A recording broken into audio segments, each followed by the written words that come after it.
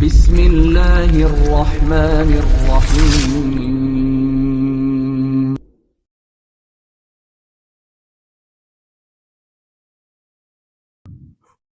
Assalamualaikum warahmatullahi wabarakatuh.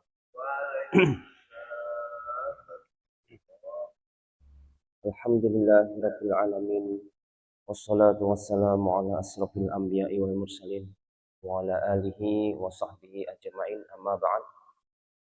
Salawat serta salam senantiasa tercurah kepada uswatul hasanah kita, junjungan kita Rasulullah Muhammad sallallahu alaihi wasallam, kepada seluruh keluarganya, para sahabat-sahabatnya, dan generasi-generasi setelahnya yang senantiasa memegang teguh Al-Quran dan Sunnah hingga akhir zaman kelak.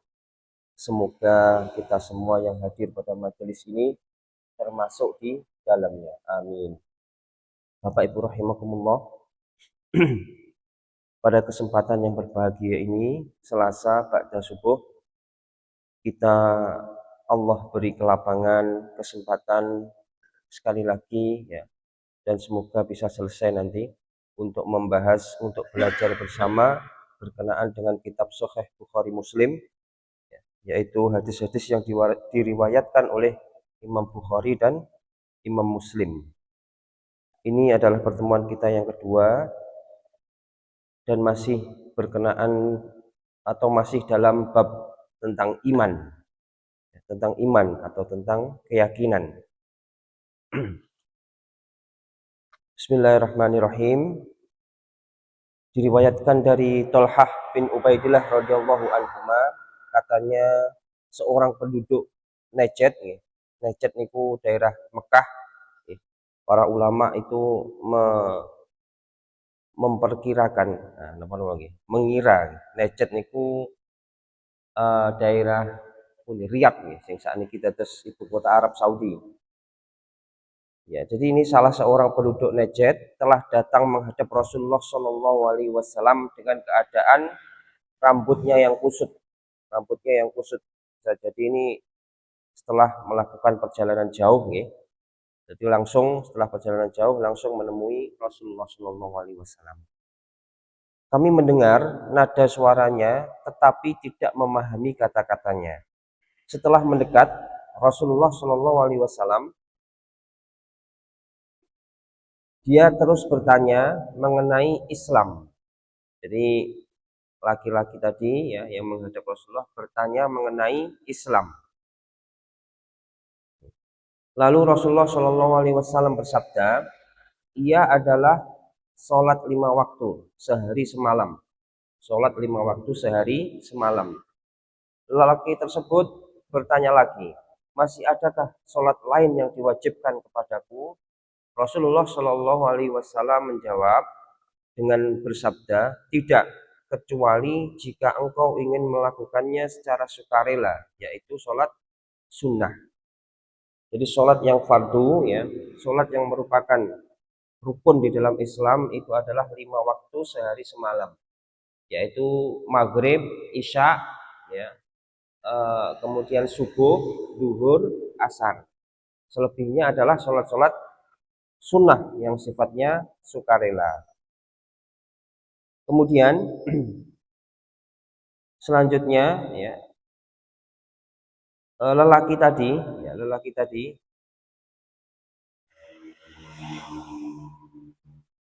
Rasulullah SAW, lelaki tersebut bertanya lagi, masih adakah sholat lain yang diwajibkan kepadaku? Ngapunten, kami ulang. Selanjutnya, ini Rasulullah menjelaskan, kamu hendaklah berpuasa pada bulan Ramadan. Puasa pada bulan Ramadan, ini termasuk rukun Islam. Lalu lelaki tersebut bertanya lagi, masih adakah puasa lain yang diwajibkan kepadaku? Nabi menjawab dengan bersabda, tidak, kecuali jika engkau ingin melakukannya secara sukarela, yaitu puasa sunnah. Ini termasuk rukun Islam, ya, yaitu puasa di bulan Ramadan. Selainnya itu adalah puasa sunnah, Senin Kemis, atau mungkin puasa Daud, sehari puasa, sehari Ramadan, itu adalah puasa sunnah. puasa Asyura dan puasa-puasa yang lain. Rasulullah Shallallahu Alaihi Wasallam meneruskan sabdanya, keluarkanlah zakat, keluarkanlah zakat. Kemudian lelaki tersebut bertanya, apakah terdapat zakat lain yang diwajibkan kepadaku? Nabi menjawab dengan bersabda, tidak, kecuali jika engkau ingin mengeluarkannya secara sukarela, yaitu dalam bentuk sedekah. Jadi zakat ini termasuk rukun Islam. Dan pembahasan zakat ini panjang, ada wajib zakatnya, nisabnya berapa. Ini biasanya para ulama membahasnya dalam bab tersendiri. Kemudian lelaki itu pergi sambil berkata, demi Allah, aku tidak akan menambah dan menguranginya. Kemudian Rasulullah Shallallahu Alaihi Wasallam bersabda, dia amat beruntung sekiranya menepati apa yang telah diucapkannya. Bapak Ibu rahimakumullah, di dalam hadis ini ya Rasulullah Shallallahu Alaihi Wasallam menyebutkan rukun-rukun Islam. Rukun Islam yang pertama yaitu bersyahadat. Ini tidak disebutkan tadi dalam hadis ini karena bisa jadi yang bertanya ini sebenarnya sudah muslim, sudah seorang Islam. Beliau sudah bersyahadat. Jadi yang disebutkan adalah sholat, puasa di bulan Ramadan, kemudian zakat. Haji juga tidak disebutkan di dalam hadis ini. Redaksi hadis yang ini bisa jadi orang yang bertanya kepada Rasulullah Shallallahu Alaihi Wasallam ini adalah orang yang tidak mampu. Karena wajibnya haji ini adalah bagi orang yang mampu, sehingga dengan keadaan si penanya tadi yang tidak mampu, maka Rasulullah Shallallahu Alaihi Wasallam tidak menyebutkan haji. Di dalam hadis berikutnya diriwayatkan dari Anas bin Malik radhiyallahu anhuma, katanya, kami merasa segan bertanya sesuatu kepada Rasulullah Shallallahu Alaihi Wasallam. Ini termasuk bentuk penghormatan ya, bagaimana para sahabat itu menghormati Rasulullah Shallallahu Alaihi Wasallam. Badai bertanya, mau takok ibu, sungkan, cara Jawane sungkan, segan. Maka kami merasa amat bijaksana apabila seorang kampung yang cukup bijak datang menghadap Rasulullah untuk bertanya kepada Nabi di mana kami dapat mendengar perkataannya. Jadi kalau ada orang jauh datang ya ke Madinah untuk belajar Islam, itu para sahabat itu senang. Sok-sok nggih nitipne pertanyaan. Soalnya lek takok langsung, lek bertanya langsung pada Rasulullah itu para sahabat niku segan, para sahabat niku sungkan. Kok takok terus. Nah ini biasanya kalau ada orang jauh datang, sahabat ini senang, biasanya juga para sahabat ini menitipkan pertanyaan kepada orang yang datang tadi. Kemudian datang pula seorang lelaki dari daerah pedalaman lalu bertanya kepada Nabi, wahai Muhammad Shallallahu Alaihi Wasallam, utusanmu telah datang kepada kami dan menyatakan kepada kami bahwa engkau telah diutus oleh Allah Subhanahu wa taala. Lalu Rasulullah Shallallahu alaihi wasallam menjawab, memang benar. Jadi pada zaman Rasulullah itu Rasul mengirim utusan-utusannya, para wali-walinya untuk berdakwah ke daerah-daerah. Lelaki tersebut bertanya lagi, sekiranya benar, siapakah yang menciptakan langit? Rasulullah Shallallahu Alaihi Wasallam menjawab, Allah. Lelaki tersebut bertanya lagi, siapakah yang menciptakan bumi? Rasulullah Shallallahu Alaihi Wasallam menjawab, Allah. Kemudian lelaki tersebut bertanya, siapakah yang menegakkan gunung-gunung dan menjadikannya sebagaimana sekarang? Rasulullah Shallallahu Alaihi Wasallam menjawab dengan bersabda, Allah. Lelaki tersebut terus bertanya, demi pencipta langit dan bumi serta menegakkan gunung-gunung, apakah Allah yang telah mengutusmu? Nah ini lelaki tadi itu nyokeh nih, menegaskan atau menguatkan, apakah Allah yang telah mengutusmu? Rasulullah Shallallahu Alaihi Wasallam menjawab, ya. Lelaki itu bertanya lagi, utusanmu mengatakan bahwa kami wajib mendirikan sholat sebanyak 5 waktu sehari semalam. Rasulullah Shallallahu Alaihi Wasallam menjawab, memang benar. Lelaki tersebut bertanya lagi, demi Allah yang mengutusmu, apakah dia yang mewajibkan perkara ini kepadamu? Maksudnya apakah Allah yang mewajibkan sholat 5 waktu ini? Rasulullah Shallallahu Alaihi Wasallam menjawab, ya. Lelaki tersebut bertanya, utusanmu mengatakan bahwa kami wajib mengeluarkan zakat dari harta kami. Rasulullah Shallallahu Alaihi Wasallam menjawab, memang benar. Lelaki tersebut bertanya lagi, demi Allah yang mengutusmu, apakah dia yang mewajibkan perkara ini kepadamu? Rasulullah Shallallahu Alaihi Wasallam menjawab, ya.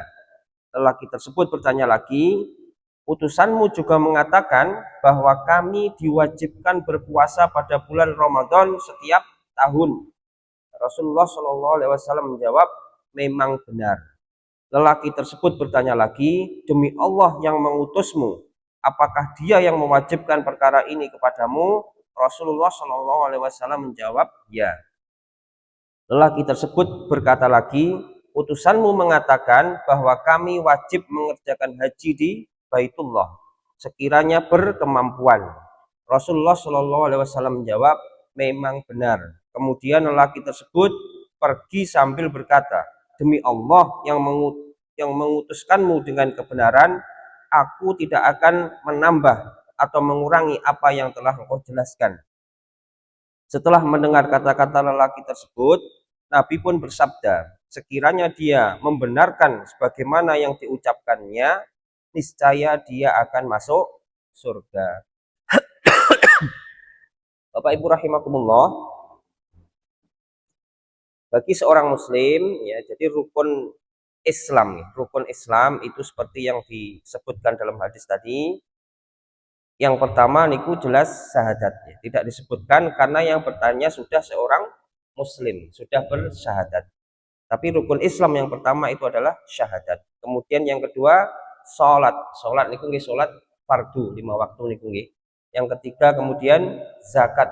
Zakat niki ada pembahasannya tersendiri ya. Siapa wajib zakatnya, jumlahnya berapa, terus siapa yang berhak menerima, niki khusus.